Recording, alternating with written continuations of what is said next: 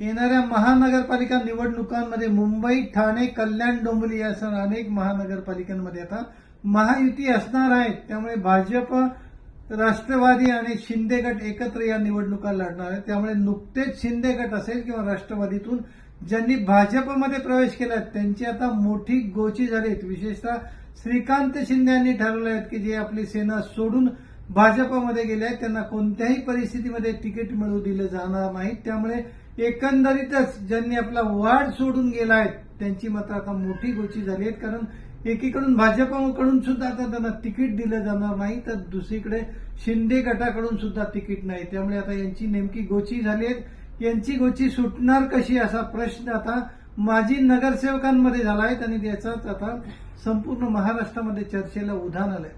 त्यामुळे आता भाजप प्रदेशाध्यक्ष रवींद्र चव्हाण यांनी त्यांना जी आश्वासनं दिली आहेत त्या आश्वासनांचं नेमकं काय होणार हे पाहणं आता गरजेचं आहे.